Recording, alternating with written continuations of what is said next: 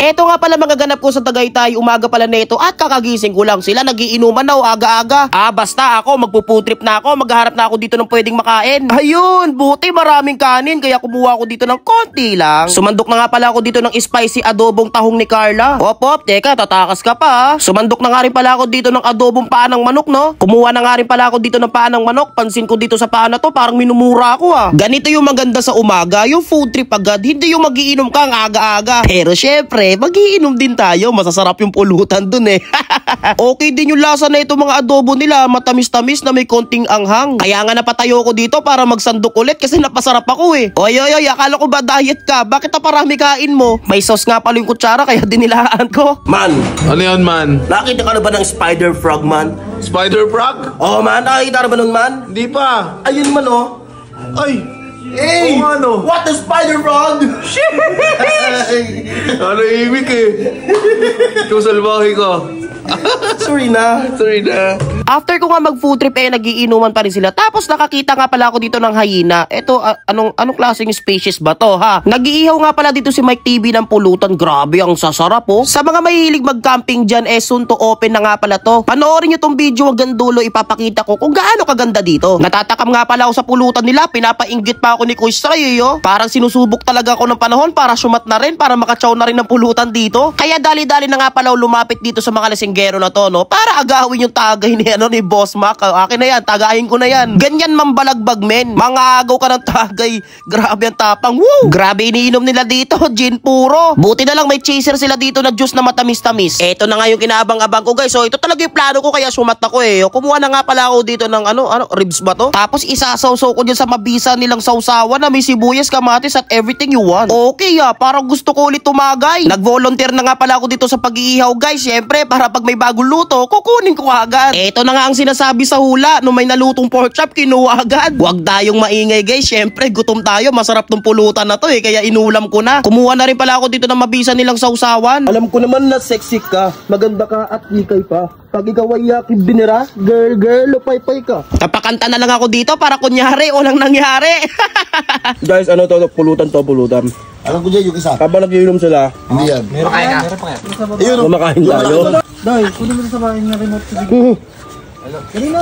Sarap talaga mag-food trip pag mga ganito Nangunguha ka lang ng pulutan Ang init, bagong luto. Ano naman yung nagluluto? Sarap yan. Ang sarap ng pagluluto mo, bossing. Sarap lang naman, Mark, ihabol mo dito. Tutok mo lang. Sarap ng pork chop mo, Kuy Ryan, Iyon Galing yung gusto ko sabot. Parang ang sarap yan Ito. Sorry. Kayo na mahina yun. Mayroon dun, man. Yan talaga pinaka-battery nga. Yan lahat. May hihina dun, binigyan nila ng pagkain. Last bite.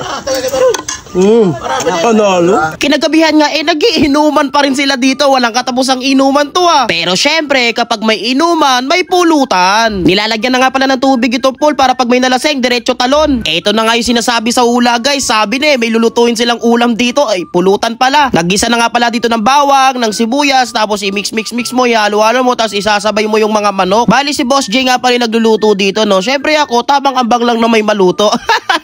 Nilagyan na nga pala ng toyo, suka, tapos konting sugar, tapos halu-haluin mo na yan Nakita ko nga pala dito si Madam Charlotte, tamang yakap kay Boss J. Kala mo naman mauto mo sa ginagawa mo. Kunyari naghahalu-halo ka pa dyan nagpresenta ka pang mag-volunteer na magluto Tikim ka lang naman ang luto dyan. Uy, perfect! Luto na nga pala itong adobo, guys Kaya nilagyan na nga pala dito sa may tray. Ganito yung masarap na adobo mamantika. Tagluto na nga rin pala dito ng sinigang na tuna. Si Mike TV naman naghihimay dito ng hinihinalang talbos. Ayun daw kasi yung babagay na gulay dito sa may sinigang na tuna. Pagkabalik ko nga dito sa mga nagiinuman, guys, may nakita nga pala ako ditong iniihaw nila panga ng tuna. Naku, masarap tong food tripin. Hindi pa nga nakakatagay, namulutan agad tong lokon to. Masarap daw mag-nature trip, guys, mag-camping kapag may iniihaw ka daw na marshmallow. Medyo mainit nga pala siya, paano hindi iinit yan? Nag-aapo yung marshmallow mo. Eto, namiss ko tong tahong ni Carla, kaya chichibog din tayo neto. Hating gabi na nga pala neto at may bagsak na nga pala tayo ditong kalahok.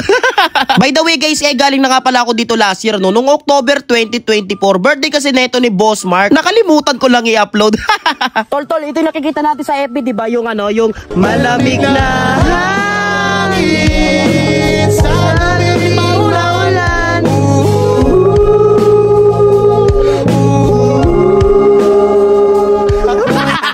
Bossing, ano yung inaano mo, bossing? Birthday boy. Tuna pa nga. Tuna pa nga.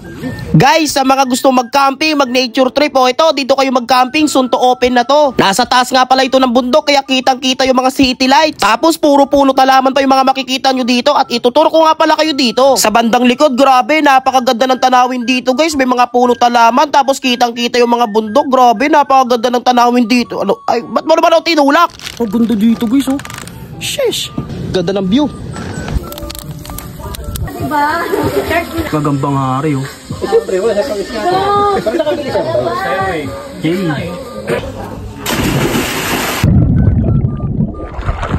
Pare, ako lang nilublob mo, pare. Number one. Huwag ka magtitiwala.